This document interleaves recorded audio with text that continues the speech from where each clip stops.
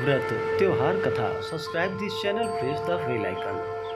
आइए आज सुनते हैं अहोई अष्टमी व्रत की कथा। तो बोलिए प्रेम से अहोई माता की जय, भगवान भोलेनाथ की जय, माता पार्वती की जय, भगवान गणेश की जय। एक साहूकार के 7 बेटे थे और एक बेटी थी।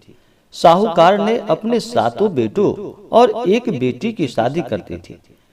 अब उसके घर में 7 बेटे के साथ 7 बहुएं भी थी।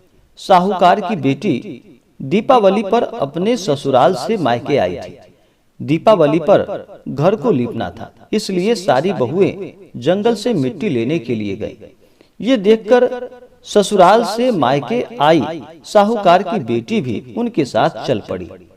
साहूकार की बेटी जहां मिट्टी काट रही थी, उस स्थान पर स्याहू अपने बेटों के साथ रहती थी और मिट्टी काटते हुए गलती से साहूकार की बेटी की खुरपी के चोट से स्याहू का एक बच्चा मर गया।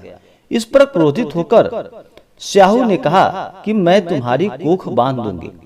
स्याहू के यह वचन सुनकर साहूकार की बेटी अपनी 7 भाभियों में से एक एक करके विनती करती है कि वह उसके बदले अपनी कोख बंधवा ले। सबसे छोटी भाभी ननद के बदले अपनी कोख बंधवाने के लिए तैयार हो जाती है। इसके बाद छोटी भाभी के जो भी बच्चे होते थे, वे 7 दिन बाद मर जाते थे। 7 पुत्रों की इस प्रकार मृत्यु हो जाने के बाद उसने पंडित को बुलाकर इसका कारण पूछा। पंडित ने सुरही गाय की सेवा करने की सलाह दी। सुरही सेवा से प्रसन्न होती है और छोटी बहू से पूछती है कि तू किस लिए मेरी इतनी सेवा कर रही है और वह उससे क्या चाहती है। जो कुछ तेरी इच्छा हो वह मुझसे मांग ले। साहूकार की बहू ने कहा कि स्याहू माता ने मेरी कोख बांध दी है, इससे मेरे बच्चे नहीं बचते हैं। यदि आप मेरी कोख खुलवा देते तो आपका उपकार मानूंगी। गाय माता ने उसकी बात मान ली और उसे साथ लेकर 7 समुद्र पार स्याहू माता के पास ले चली। रास्ते में थक जाने पर दोनों आराम करने लगते हैं। अचानक साहूकार की छोटी बहू की नजर एक ओर जाती है। वह देखती है कि एक सांप गरुड़ पंखनी के बच्चों को डसने जा रहा है और वह फिर सांप को मार देती है। इतने में गरुड़ पंखनी वहां आ जाती है और खून बिखरा हुआ देखकर उसे लगता है कि छोटी बहू ने उसके बच्चे को मार दिया है। इस पर वह छोटी बहू को चोंच मारना शुरू कर देती है। छोटी बहू इस पर कहती है कि उसने तो उसके बच्चे की जान बचाई है।